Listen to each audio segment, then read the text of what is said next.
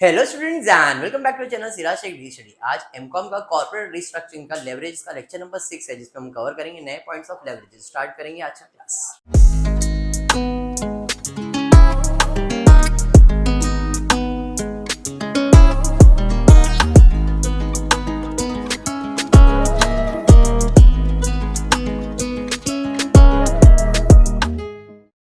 This would be the last lecture for leverages. 6 lectures already हो, 5 lectures हो गए, ये छठा लेक्चर है जिसमें हमारा लेवरेजेस वाइंड अप हो जाएगा। ठीक है, उसके अलावा अगर कुछ और पॉइंट्स बचते हैं, अगर मैंने बुक्स देख के रेफर किया, अगर कुछ और नए पॉइंट्स लगे लेवरेजेस में लेने के तो और लेवरेजेस ले लूंगा, बट अब तक जितने भी सम्स हमने किए इट्स इनफ फॉर लेवरेजेस। इसके साथ मैंने आपको पहले बताया, लेवरेजेस के साथ मैंने कैपिटल स्ट्रक्चर भी ले लिया है आपको। कैपिटल स्ट्रक्चर मतलब रिक्वायरमेंट ऑफ कैपिटल का part.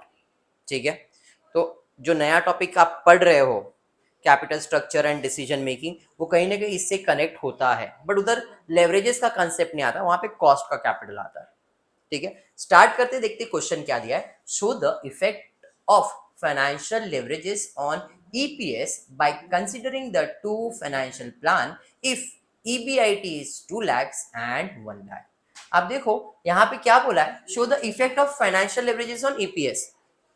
In short financial leverages और EPS फाइंड करना पड़ेगा, और दो फाइनेंशियल प्लान है अपने पास है, एक जिसमें EBIT कितना आ रहा है 2 लाख, एक जिसमें EBIT कितना आ रहा है 1 lakh. Earning before interest and tax EBIT दिया है, एक 2 लाख दिया है और एक 1 लाख दिया है, दो प्लान है। अब मुझे फंड्स कितना चाहिए, 1 लाख फंड मेरे को चाहिए, बराबर है कि नहीं? 1 लाख नहीं, 10 लाख चाहिए मुझे। अब 10 लाख लाने के कितने प्लान है, एक और दो प्लान है, EBIT भी 2 है और प्लान भी 2 है। तो हम यहाँ पे क्या करने वाले, फॉर एग्जाम्पल मैं अगर बात कर रहा हूं EBIT की, तो EBIT में एक बार लेता हूं 2 लाख, इसका प्लान ए प्लान बी ले लेता हूं, फिर मैं EBIT लेता हूं 1 लाख के लिए। कितना EBIT ले रहा हूं यहाँ पे 1 लाख, 1 लाख ये ना, इधर भी प्लान ए और प्लान बी ले लेता हूं। तो ऐसा आप प्रिपेयर कर सकते हो। समझ में आया मैंने क्या किया? मतलब मेरा EBIT हर सिचुएशन में इधर कितना रहेगा 2 लाख, 2 लाख, यहाँ पे 1 लाख, 1 लाख। प्लान समझ में आया कैसे किया मैंने? क्लियर? अब EBIT में क्या माइनस करना होगा, इंटरेस्ट। चलिए प्लान ए की बात करता हूं। तो प्लान ए में 100%, ये पूरा 10 लाख आप किससे लाओगे, इक्विटी शेयर से लाओगे। जब इक्विटी शेयर से लाओगे तो इधर इंटरेस्ट आएगा क्या? इक्विटी शेयर पे इंटरेस्ट आता है क्या? नहीं, इंटरेस्ट किस पे आता है, लोन्स पे आता है। तो प्लान 2 अगर देखोगे, प्लान बी देखोगे, तो बोला ये 10 लाख लाने के लिए 50% इक्विटी शेयर यूज करना पड़ेगा और 50% 15% डिवेंचर्स। मतलब 10 लाख में 5 लाख इक्विटीज है और 5 लाख का क्या है, डिवेंचर्स है। और जो भी आपने डिवेंचर लिया है कितना, 50%, मतलब 5 लाख, इस पे ब्याज कितना चार्ज होगा, तो 5 लाख का 15% कैलकुलेट करो कितना आ रहा है,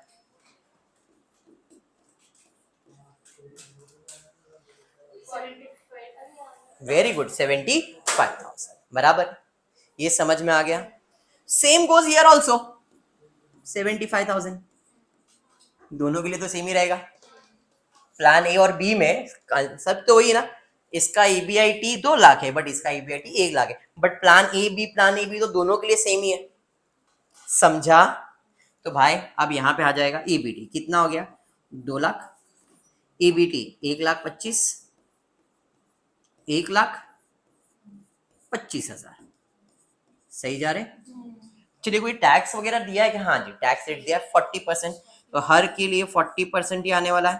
तो यहाँ पे 40% कैलकुलेट कर लो, 40% कैलकुलेट कर लो, यहाँ पे 40% कैलकुलेट करो, कितना आ रहा है, 1 लाख नहीं, 1,25,000 का 40%, 10 और 50, हाँ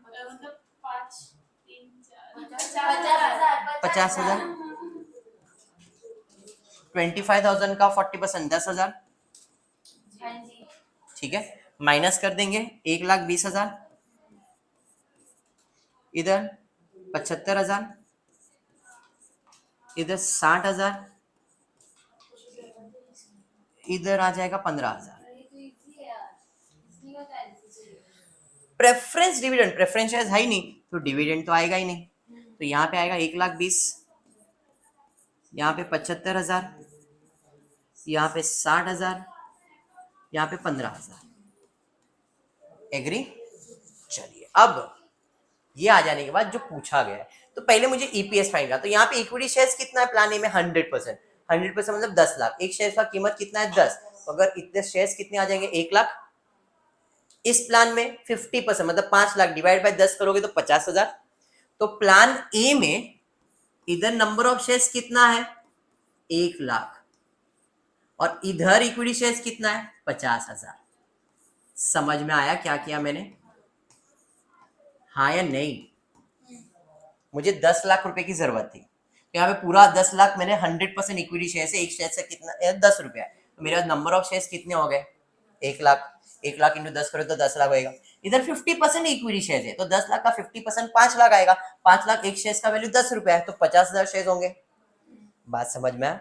अब ये आने के बाद हम पहला फाइंड करते हैं फाइनेंशियल लिवरेजेस, और फिर फाइंड करता हूं ईपीएस। फाइनेंशियल लिवरेजेस का फॉर्मूला क्या है?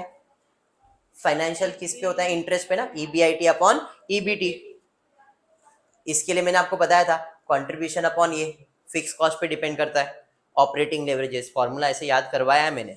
चलो ठीक है, तो यहाँ पे फाइनेंशियल लेवरेजेस का फॉर्मूला है ईबीआईटी अपॉन ईबीटी।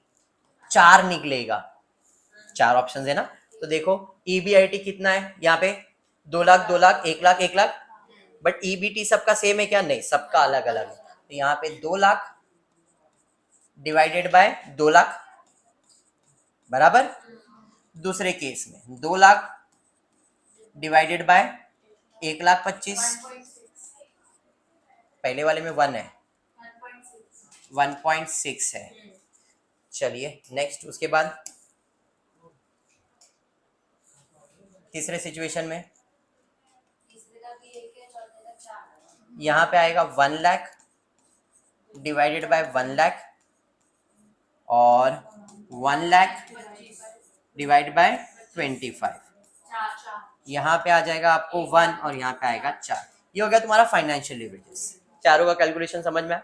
अब हम आ जाते हैं ईपीएस के ऊपर, बराबर। चलिए फिर ईपीएस का कैलकुलेशन करते हैं। ईपीएस फॉर्मूला क्या है ईपीएस का? Net profit upon number of equity shares. ठीक है, देखो प्लान ए में इक्विटी शेयर्स कितना? 1 लाख। प्लान बी में कितना है? 50।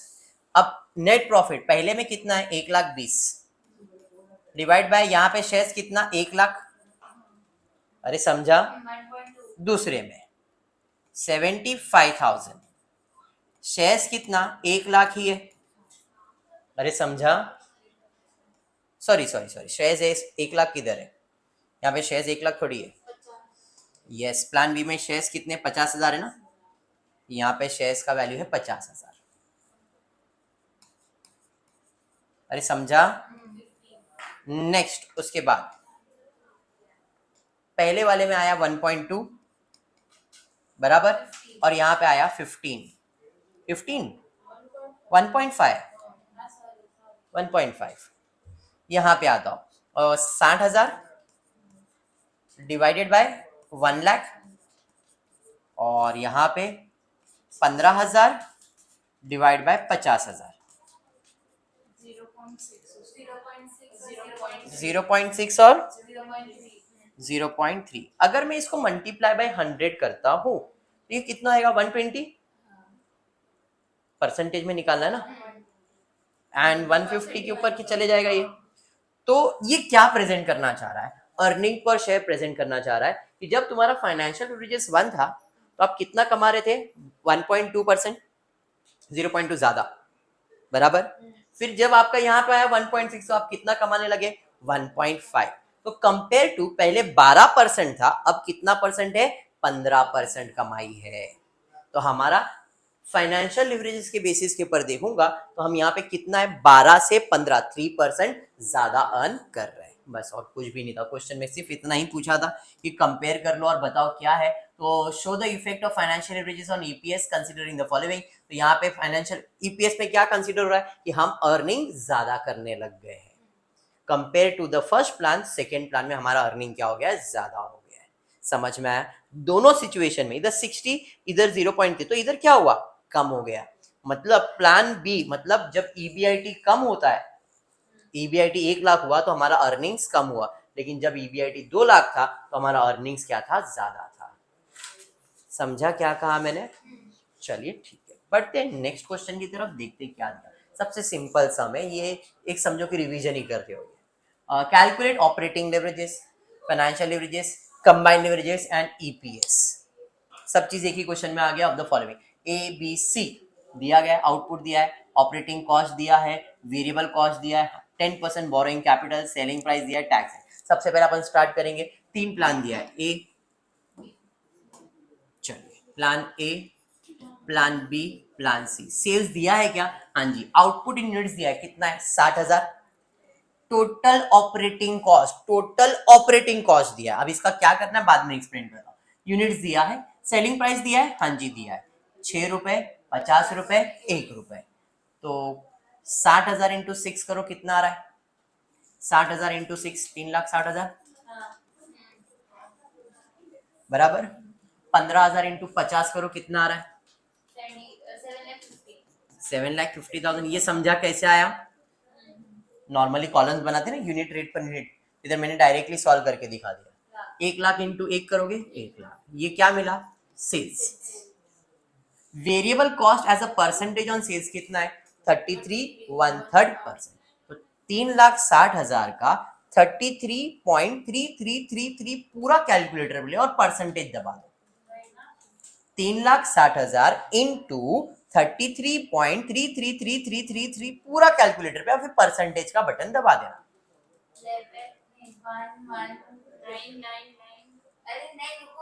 मैं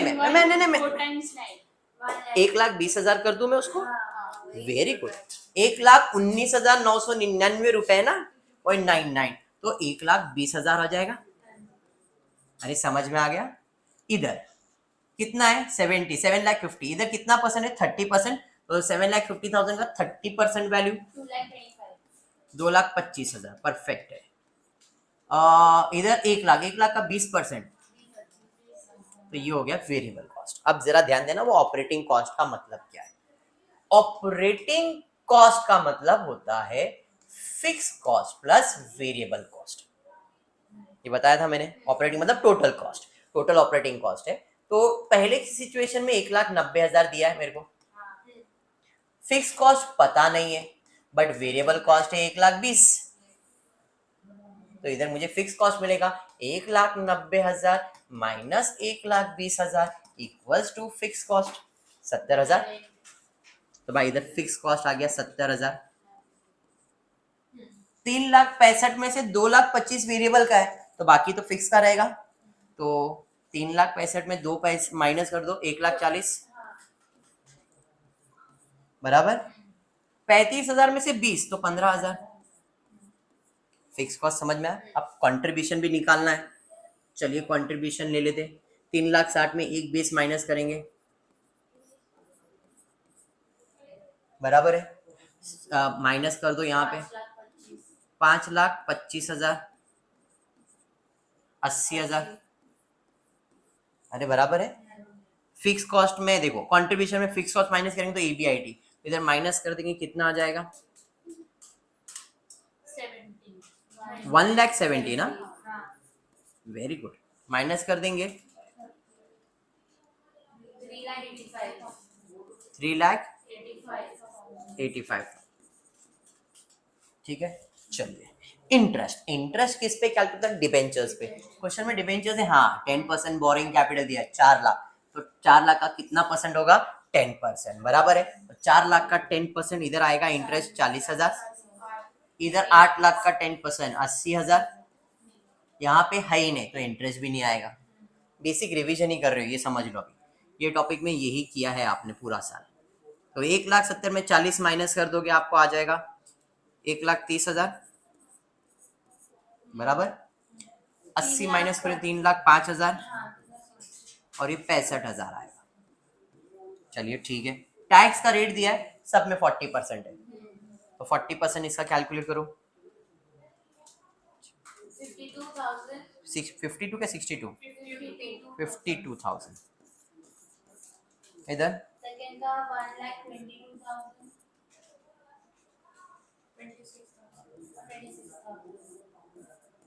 26,000 माइनस कर देंगे फट से, तो नहीं करना है।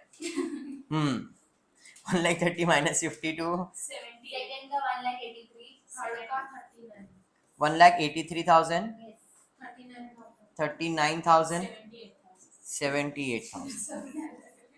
कोई प्रेफरेंस डिविडेंड क्वेश्चन में दिया नहीं है, तो ये मेरा नेट प्रॉफिट हो गया 78,000, 1,83,000 एंड 39। जो भी तुमने आंसर दिया मैं उसी पे भरोसा कर रहा हूँ, मैंने कैलकुलेशन नहीं किया। चलिए ठीक है, अब क्वेश्चन में क्या क्या पूछा है? Operating, financial, combine and EPS, सब चीज पूछा गया है। चलिए सबसे पहला ऑपरेटिंग लेवरेजेस, फॉर्मूला क्या है? कंट्रीब्यूशन अपॉन ईबीआईटी, बराबर है।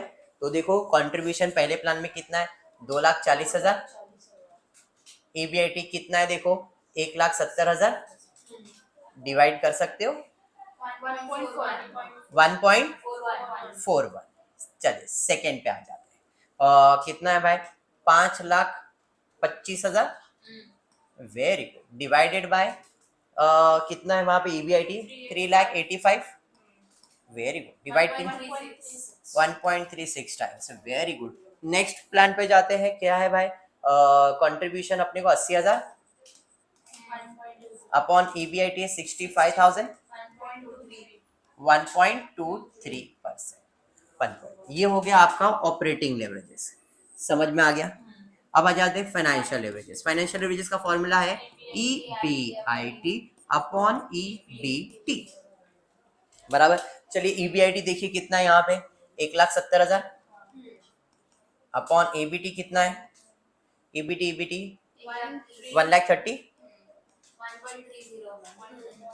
1.30। नेक्स्ट उसके बाद यहाँ पे है 3,85,000 डिवाइडेड बाय 3,05,000, 1.26। नेक्स्ट पे चले जाते हैं 65,000 डिवाइडेड बाय 65, नहीं 65 है ना, इक्वल्स टू 1 आ जाएगा। चलिए फाइनेंशियल लिवरेजेस हो गया।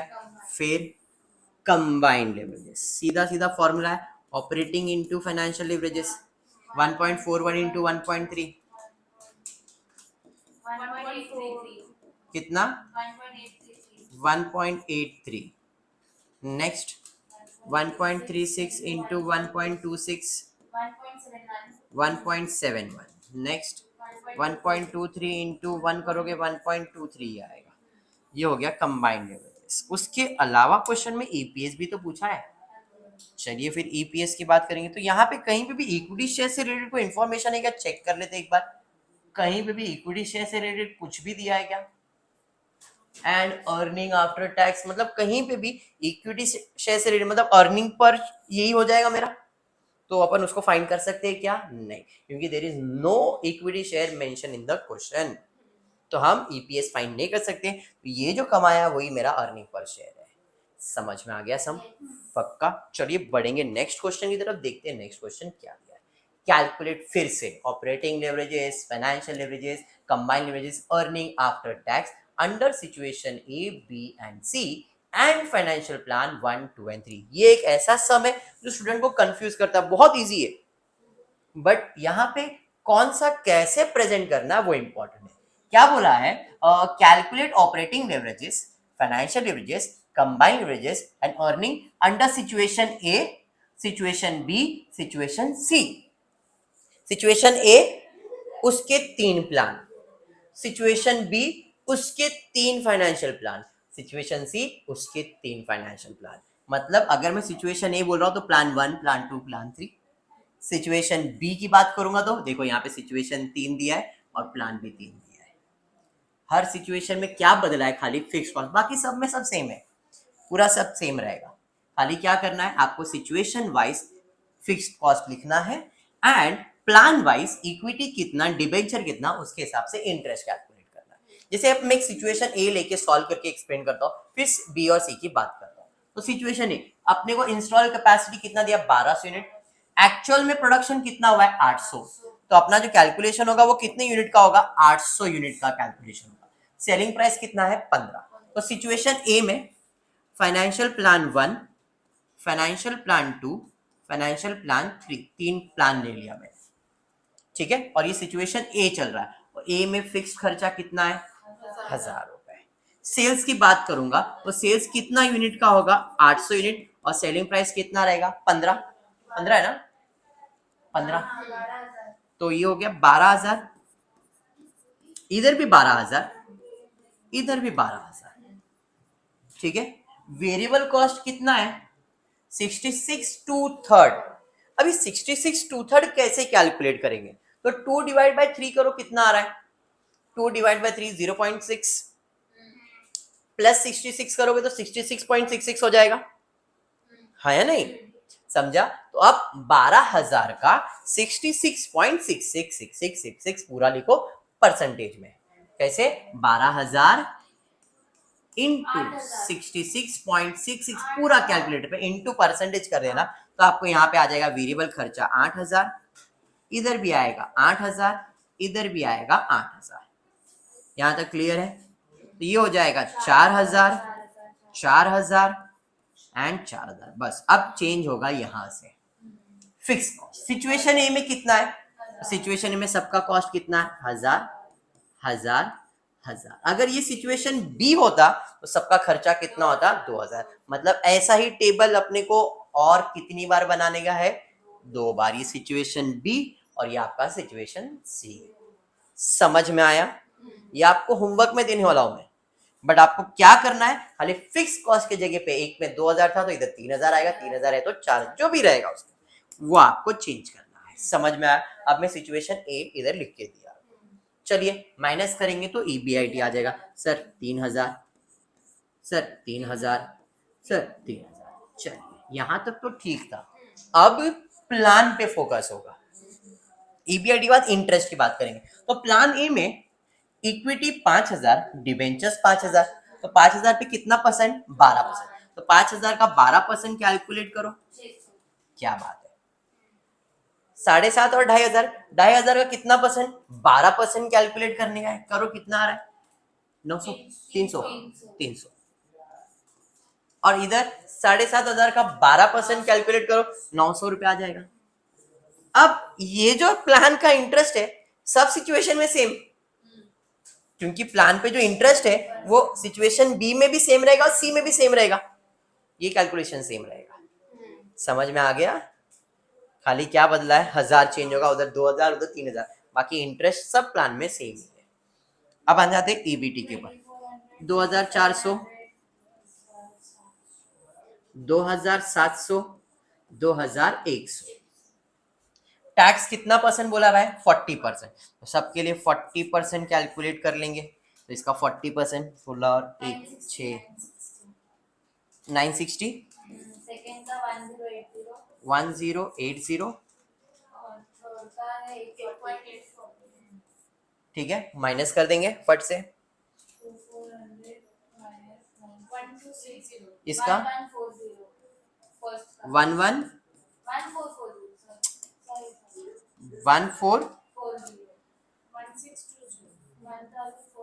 1620, 1440, 121620। कोई प्रेफरेंस डिविडेंड कहीं पे भी नहीं है, तो 1440, 1620, 1260। यहां तक क्लियर हो गया। अब ये हो जाने के बाद क्या पूछा क्वेश्चन में, ऑपरेटिंग, फाइनेंशियल और कंबाइन कर सकते हैं। इसके बाद सेम कंट्रीब्यूशन अपॉन EBIT, और जैसा अभी अपन ने इस प्लान में कैसे किया था सेम वैसा ही आपको करना है, क्योंकि आप MCOM लेवल पे हो तो आपको ये चीज तो करने अभी आ जाना चाहिए, ठीक है क्या। हाँ जी, अभी ये हमने एक सिचुएशन किया, इसके आपको ऑपरेटिंग, फाइनेंशियल, कंबाइन फाइंड करना है। फिर आप आ जाओगे सिचुएशन नंबर बी पे आ जाओगे, सेम चीज क्या, इसके 3 फॉर्मूले सॉल्व करोगे। फिर आप प्लान नंबर 3 पे आ जाओगे, सिचुएशन 3 पे, इसमें भी सेम चीज होगा और इसके तीनों फॉर्मूले।